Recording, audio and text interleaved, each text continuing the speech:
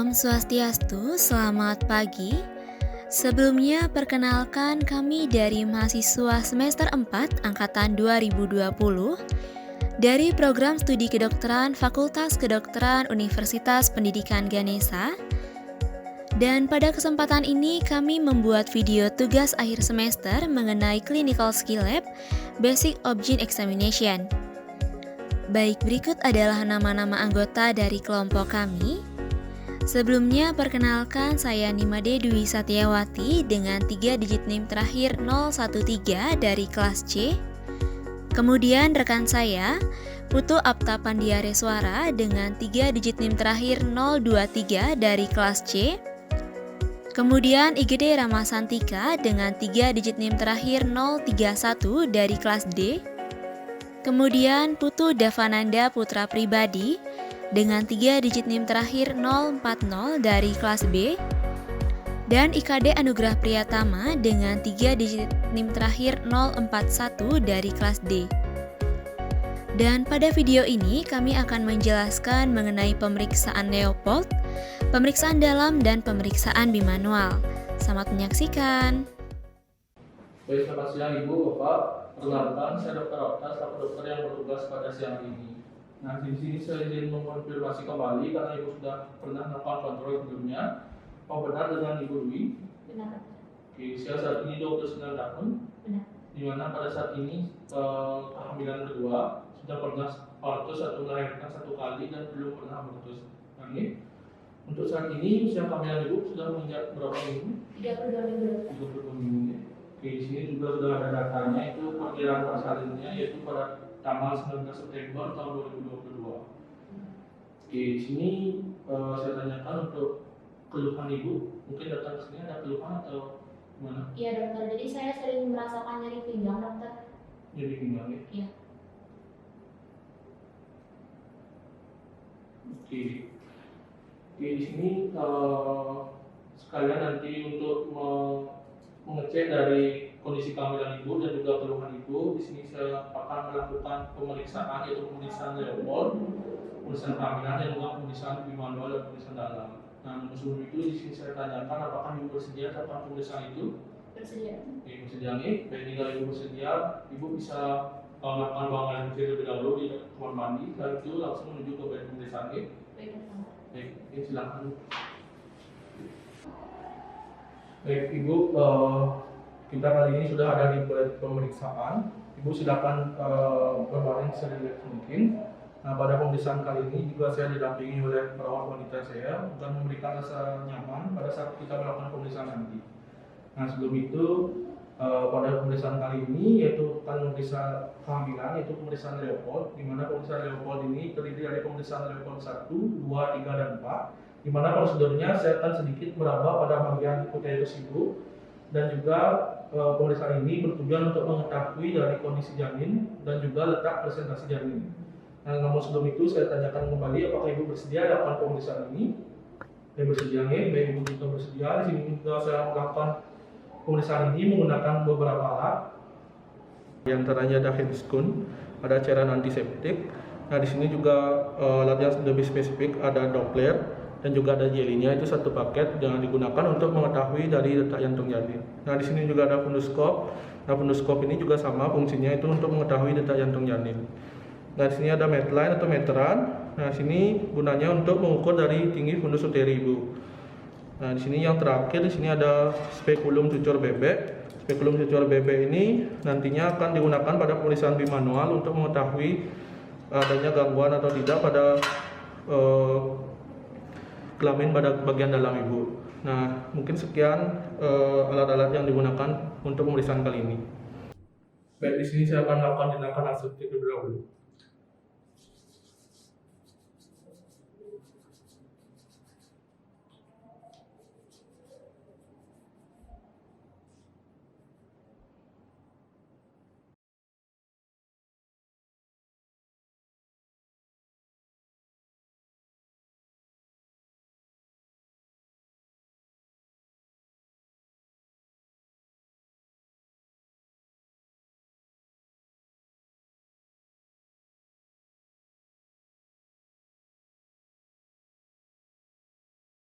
Baik, Ibu, itu merupakan beberapa alat yang nantinya saya gunakan pada saat pemeriksaan.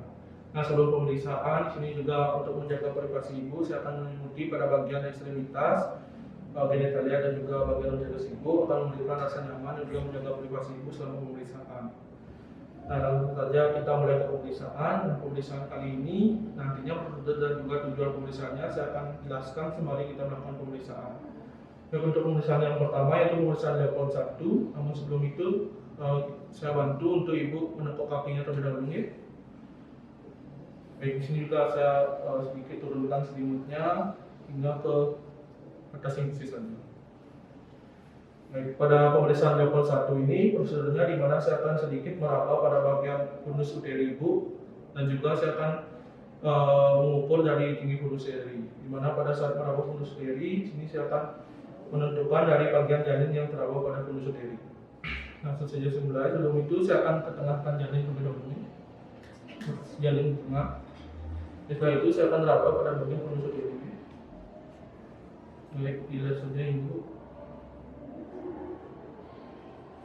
Baik, sudah saya raba, saya dapatkan pada bagian fundus uteri Ibu teraba bagian yang lunak dan tidak lenting. Itu merupakan interpretasi dari bokong atau pantat janin. Nah, selanjutnya sini akan mengukur dari tinggi fundus uteri Ibu menggunakan midline, di mana bagian sentimeternya saya akan taruh ke bagian bawah atau bagian perut Ibu dan insinya saya taruh ke bagian atas. Di sini untuk memaksimalkan hasil pemeriksaan ini, di mana saya ukur fundus uteri Ibu mulai dari atas simfisis sampai ke fundus uteri melalui umbilicus.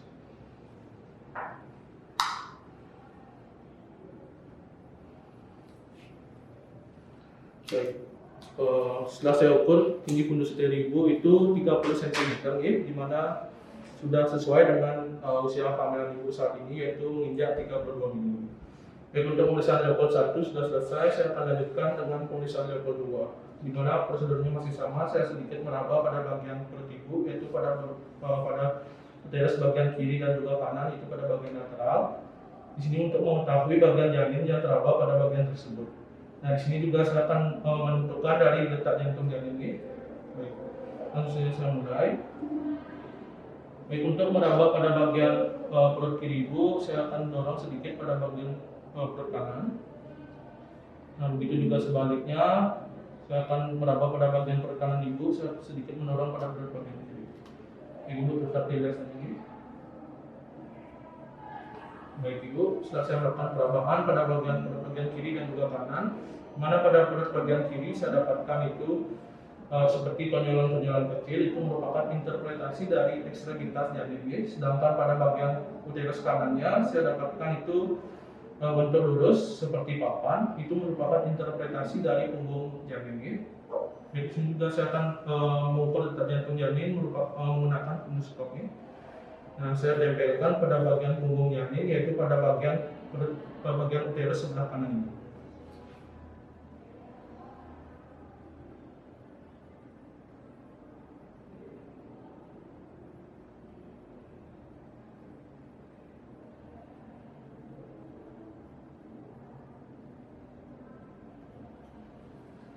Baik, setelah saya melakukan mengecek dari letak jantung janin, di mana letak jantung janinnya terlihat sangat jelas nih, di mana saya sudah hitung frekuensinya itu sekitar 130 kali per menit. Itu merupakan interpretasi dari letak jantung janin normal, di mana rentangan normalnya yaitu dari 150 sampai 160 kali per menit.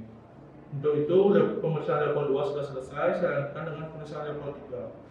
Nah, pada pemeriksaan level 3 masih sama prosedurnya, yaitu saya sedikit meraba pada bagian uterus Ibu, yaitu pada uterus bagian bawah. Sini untuk menentukan bagian janin terbawah dan juga untuk menentukan apakah janin bagian terbawah itu sudah masuk pintu atas mulut atau belum. Baik, langsung saja saya mulai pemeriksaan lagi. Definisi Ibu dilihat saja. Dan juga di sini saya akan goyangkan sedikit uterus Ibu pada bagian bawahnya. Baik, sudah selesai. Sudah saya raba pada bagian janin terbawah itu teraba bagian yang keras dan juga melenting. Itu merupakan interpretasi dari letak kepala. Nah, bisa disebutkan juga presentasi janin ibu itu presentasi kepalanya. Setelah saya goyangkan juga pada bagian uterus ibu bagian bawah itu bisa digoyangkan, itu menandakan bahwa bagian terendah janin itu belum masuk pituitary spamule. Baik, untuk itu pemeriksaan Leopold 3 sudah selesai. Kita lanjutkan dengan pemeriksaan Leopold 4, itu pemeriksaan terakhir. Sebelum itu di sini kembali luruskan kaki terlebih dahulu. Di sini saya bantu. Terima kasih ibu dilihat saja. Nah, pada pemeriksaan kali ini prosedurnya masih sama, yaitu saya akan meraba pada bagian uterus bagian bawah ibu untuk menentukan apakah bagian janin yang teraba paling bawah itu sudah masuk pituitary spamule atau belum. Nah, di sini juga saya akan mengubah sudut pemeriksaan saya itu menghadap ke kaki ibu. Kondisi.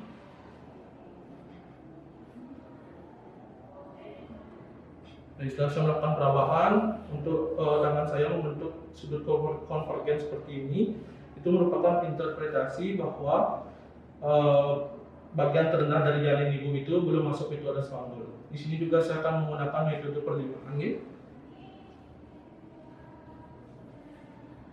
Baik, setelah saya melakukan metode perlimaan, di mana kelima janin saya ini masih bisa meraba pada bagian terbawah dari janin. Interpretasinya juga 5/5. Ini menandakan bahwa bagian terendah dari janin ibu itu belum masuk pituitary spamule juga. Baik, untuk pemeriksaan Leopold 1, 2, dan 3 dan 4 sudah selesai, itu menandakan bahwa pemeriksaan kita sudah selesai. Mari saya bantu untuk kembali bagian uterus ibu. Nah, untuk hasil pemeriksaan nanti akan saya sampaikan di akhir. Setelah ini ibu tetap berbaring, akan dilakukan pemeriksaan di manual oleh rekan saya. Nah, sebelum itu saya akan melakukan tindakan aseptik dan juga melepas insulin.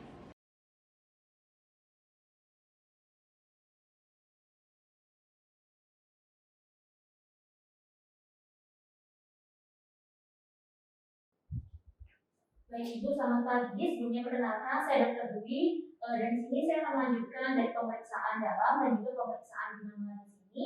Dan di sini sebelumnya Ibu dapat berbaring dalam posisi dikotomi, yaitu posisi berbaring dengan kakinya ditekuk dan juga sedikit dibuka bagian belakang Ibu. Dan di sini saya akan melakukan tindakan aseptik terlebih dahulu.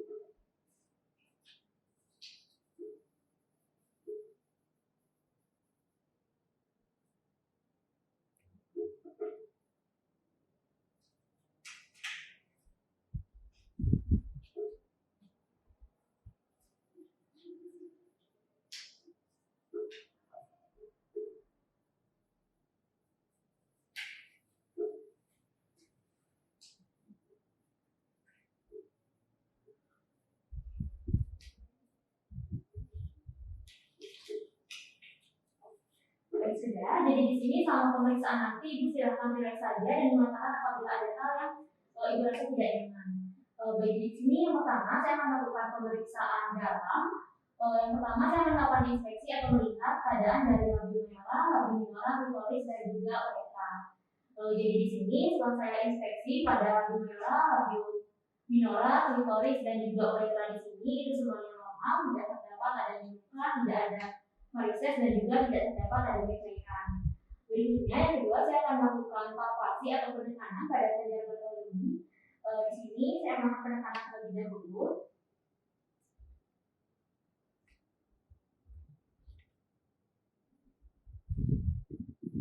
Baik, jadi di sini untuk di kelenjar Bartoli ini tidak terdapat adanya pembengkakan, tidak ada massa ataupun fisik dan juga tidak terdapat adanya cairan. Berikutnya saya akan melakukan pemeriksaan dengan menggunakan spekulum yang mana nantinya akan terasa sedikit kurang nyaman. Apabila jumlah tidak nyaman ataupun merasakan adanya sendiri, Ibu dapat langsung menyampaikannya kepada saya. Di sini untuk spekulum saya akan menggunakan dengan jari terlebih dahulu.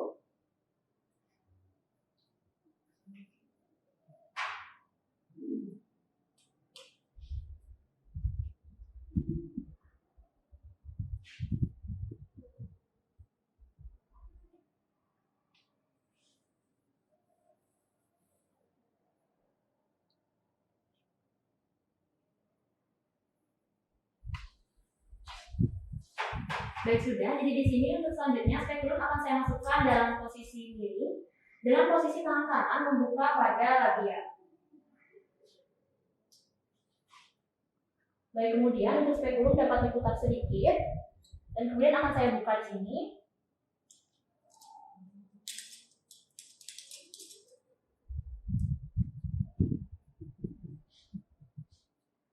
Baik, sudah. Jadi di sini saya akan mengamati pada serviks ataupun mulut rahim dan juga pada vagina. Jadi di sini pada serviks ataupun mulut rahim itu tidak terdapat adanya massa, tidak terdapat adanya tumor ataupun cairan, dan juga tidak terdapat adanya darah serta tidak ada luka. Kemudian pada serviks di sini juga tidak terdapat adanya dilatasi ataupun pembukaan pada serviks. Berikutnya pada vagina, di sini pada vagina itu juga tidak terdapat adanya luka, kemudian tidak terdapat adanya massa ataupun tumor, dan juga tidak terdapat adanya cairan atau darah. Baik Ibu, jadi di sini pemeriksaan dengan spekulum telah selesai.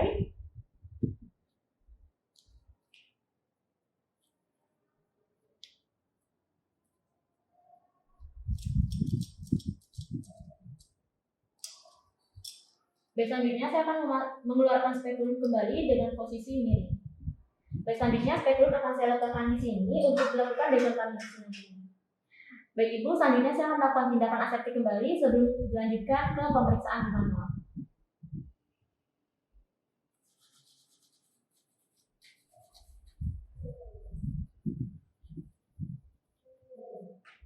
Baik, jadi di sini untuk pemeriksaan manual di sini saya akan memasukkan kedua jari saya melalui vagina, yang mana nantinya akan terasa sedikit tidak nyaman. Apabila Ibu merasa tidak nyaman ataupun merasakan adanya rasa nyeri, Ibu dapat langsung menyampaikannya.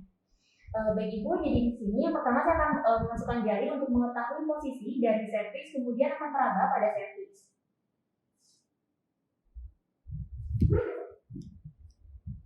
Baik, jadi di sini sudah teraba posisi dari serviks. Kemudian saya akan melakukan perabaan pada serviks. Jadi di sini pada serviks tidak teraba adanya massa ataupun tumor.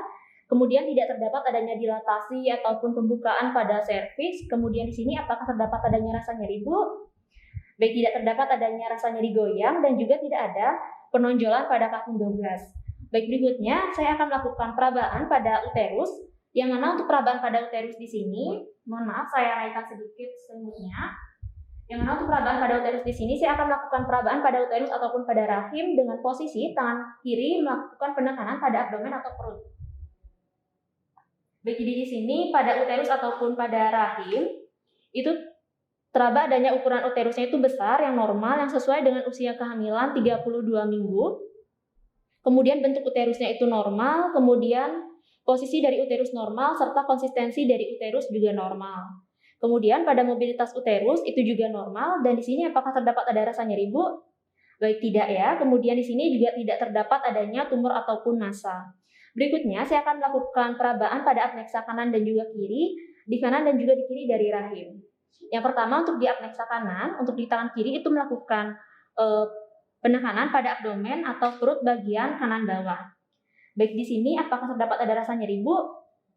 Baik, tidak terdapat ada rasa nyeri ya. Baik, tidak nyeri, Bu.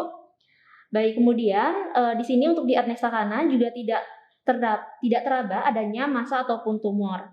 Baik, berikutnya untuk di apneksa kiri, untuk tangan kiri itu melakukan penekanan pada abdomen atau perut bagian kiri bawah.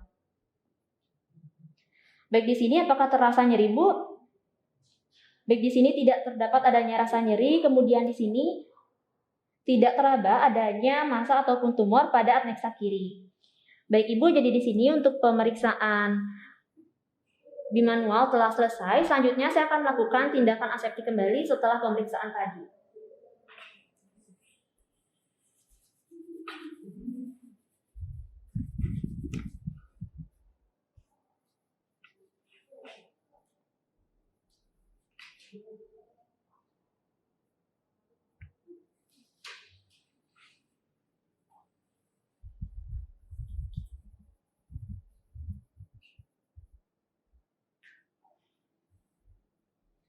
Baik Ibu, jadi di sini untuk pemeriksaan dalam dan juga pemeriksaan manual telah selesai saya lakukan. Untuk selanjutnya Ibu dapat kembali ke meja pemeriksaan untuk dibacakan kesimpulan dari pemeriksaan tadi oleh rekan saya. Terima kasih Bu. Baik, selanjutnya untuk pakaiannya dapat dikenakan kembali ya Bu. Baik, akan saya bantu untuk kembali ke meja pemeriksaan. Baik Ibu, setelah kita melakukan pemeriksaan tadi, itu pemeriksaan Leopold dan juga pemeriksaan manual oleh rekan saya. Di sini saya izin menyampaikan kesimpulannya nih. Dari pemeriksaan, dimana pada pemeriksaan Leopold didapatkan presentasi yang Ibu itu presentasi kepala, di mana untuk letaknya itu memanjang. Nah, kondisi dari kesejahteraan janin ibu itu baik, di mana dibuktikan dengan DGG-nya masih normal, itu 130 kali per menit. Nah, di sini dilakukan dengan pemeriksaan dalam, di mana pemeriksaan dalamnya semua dalam batas normal. Nah, di sini juga pemeriksaan manual, semua dalam batas normal dan tidak ditemukan jadi goyang cervix dan juga tidak ada penurunan dari vakum 12. Itu menandakan bahwa kehamilan ibu itu tidak mungkin ada kehamilan ektopik. Nah, mungkin sekian kesimpulan dari pemeriksaan tadi. Apakah ada yang ibu atau bapak tanyakan lebih dahulu? Untuk roda ininya gimana ya? Oke, berkaitan dengan nyeri pinggang yang berusakan tadi, keluhan tadi, di sini saya akan meresepkan beberapa obat nyeri yang aman untuk tentunya untuk ibu hamil ini.